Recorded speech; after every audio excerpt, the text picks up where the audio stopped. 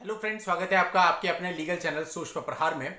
मैं हूं एडवोकेट सनी शर्मा और दोस्तों आज आपके एक जनरल क्वेश्चन के ऊपर मैं ये वीडियो लेकर के आया हूं।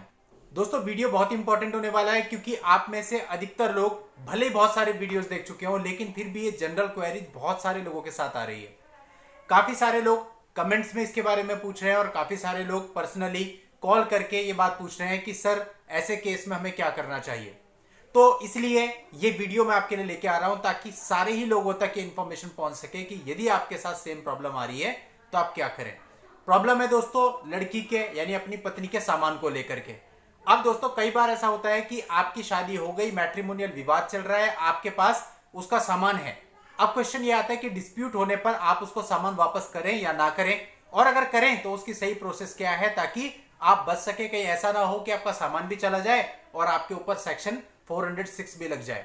ऐसा बहुत से मामलों में होता है जब गलत तरीके से सामान दे दिया जाता है तो सामान लेने के बाद भी वो मना कर देती है कि नहीं मेरे को तो सामान नहीं मिला है, और उसके बाद आपके ऊपर मुकदमा भी हो जाता है। तो कहने का मतलब यदि आपने सामान दे दिया है तो एटलीस्ट उसके बाद आपके ऊपर कोई कार्यवाही ना हो। उसका सही प्रोसीजर क्या है, किस प्रकार से आपको सामान देना चाहिए, आज की इस वीडियो में सब कुछ मैं आपको बताने वाला हूं। बहुत ही इंपॉर्टेंट वीडियो रहेगा। और दोस्तों आगे बढ़ने से पहले आपसे कहना चाहूंगा कि यदि आपने अभी तक भी चैनल को सब्सक्राइब नहीं किया है तो चैनल को सब्सक्राइब करके नोटिफिकेशन बेल पर जरूर क्लिक कर लें ताकि फ्यूचर में जब भी मैं इस प्रकार की कोई वीडियो आप लोगों के लिए लेके आऊं तो उसकी जानकारी आपको सबसे पहले मिले। तो चलिए दोस्तों समझते हैं। देखिए, पत्नी अपने मायके जाने के बाद आपके खिलाफ जो कंप्लेंट कराती है वो सबसे पहले जाती है महिला हेल्पलाइन में, और महिला हेल्पलाइन में जनरली ऐसा होता है कि एफआईआर दर्ज होने से पहले आपकी काउंसलिंग होती है। आपको काउंसलिंग के लिए बुलाया जाता है। 2, 3, 4 डेट अपना माइंड अप्लाई करके वो लोग लगाते हैं और देखते हैं कि आपके क्या बयान होते हैं, लड़की के क्या बयान होते हैं। अलग अलग भी आपसे पूछा जाता है कि आप लोग क्या चाहते हो। सच को निकालने की कोशिश की जाती है और आपके घर को वापस बसाने की कोशिश की जाती है। लेकिन चूंकि जब लड़की कंप्लेंट देती है तो अधिकतर केस में ये होता है कि वो ये चाहती है कि आपके ऊपर मुकदमा दर्ज हो जाए और उसका जो स्त्री धन है, उसका जो सामान है वो उसको वापस मिल जाए। अब वहां पर लड़की को कहा जाता है कि वो लिस्ट बना के लाए कि उसका क्या क्या सामान आपके पास है। वो लिस्ट आपको दिखाई जाती है, आपसे टिक कराई जाती है कि भाई इसमें से कौन कौन सा सामान आपके पास है। आप जो जो भी सामान एडमिट करते रहते हो वो सामान फिर आपको ला करके वहां पे जमा करना होता है। तो ये सही है कि आप अपने पास जो भी आपको लगता है कि ये सामान एक्चुअल में उसका है और हमको वापस करना है, तो आप उस काउंसलिंग के समय वो सामान ला करके उसको वापस कर सकते हैं। और उसमें मेंशन हो जाएगा आपके बयानों में, वो भी मेंशन करेगी, एडमिट करेगी कि हाँ उसने सामान ले लिया है, प्रॉपर उसके सिग्नेचर हो जाएंगे उसके कथनों पर। तो ये एक सही तरीका है अगर आप सामान वापस करना चाह रहे हैं। लेकिन दोस्तों कई बार होता है कि वोमेन सेल से फाइल आगे बढ़ जाती है और कई बार होता है बढ़वा दी जाती है।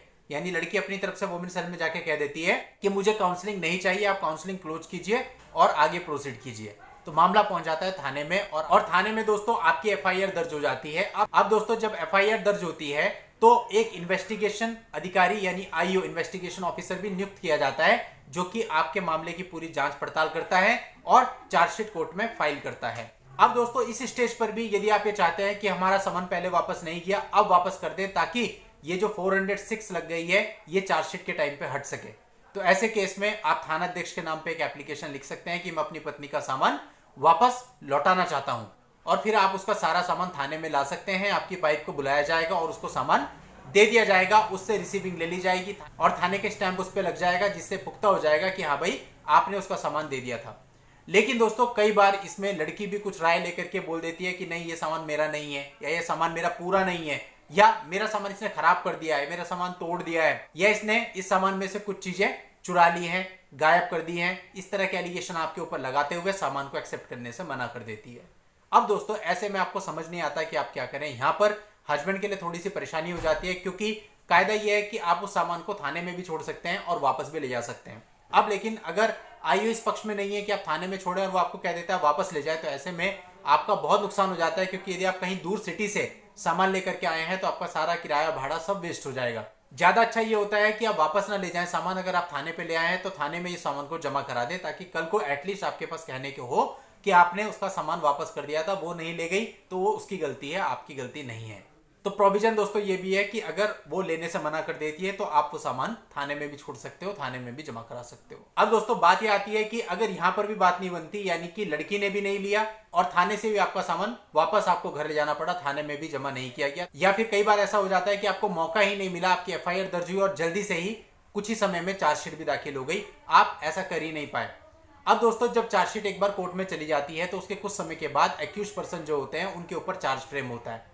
चार्ज फ्रेम जब होता है उस समय पे आपको कोर्ट को बताना होता है कि आप निर्दोष हैं, आप पर ये चार्जेस नहीं बनते। चार्ज फ्रेम होने से पहले आप कोर्ट को एक एप्लीकेशन दे सकते हो कि आपकी पत्नी का ये सामान आज की डेट पर आपके पास है और आप उसे वापस देना चाहते हैं, तो कोर्ट इसके लिए ऑर्डर कर सकती है और आईओ को और आपकी पत्नी को बुला करके कह सकती है उस सामान को रिसीव करने के लिए। चाहे तो कोर्ट में बुला सकती है, चाहे तो थाने के लिए ऑर्डर कर सकती है। तो ऐसे केस में भी आप सामान वापस कर सकते हो।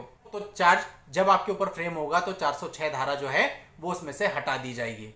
दूसरा दोस्तों इसका एक प्रभाव ये भी होता है कि अगर वो सारा सामान वापस ले रही है तो कहीं ना कहीं उसका जो मुकदमा है उसमें वो खुद एक तरह से एडमिट कर रही है कि उसने अपना सारा सामान वापस ले लिया। इट मीन्स उसका अब आगे कोई इरादा आपके साथ रहने का नहीं है। तो ये एक कहीं ना कहीं ग्राउंड बन जाता है आपके लिए कि आप इस ग्राउंड के आधार पर कल को डाइवोर्स भी ले सकते हैं, आगे भी बढ़ सकते हैं कि भाई जो ये लड़की है ये तो खुद ही रहना नहीं चाह रही है, इसीलिए तो इसने अपना सारा सामान वापस ले लिया।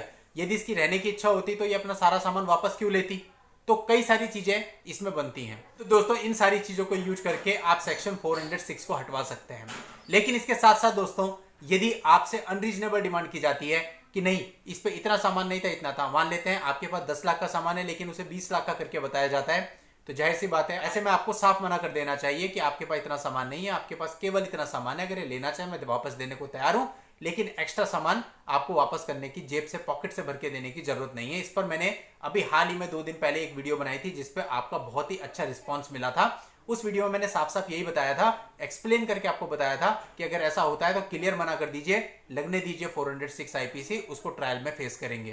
तो दोस्तों आपसे कहना चाहूंगा कि यदि आप लोगों में से किन्हीं लोगों ने वो वीडियो नहीं देखी है तो इस वीडियो के एंड में एंड स्क्रीन पर उस वीडियो का लिंक आपको मिल जाएगा, वहां जाकर के उस वीडियो को भी आप एक बार जरूर देख लेना। तो दोस्तों ये थी मेरी आप सबको आज की लीगल जानकारी।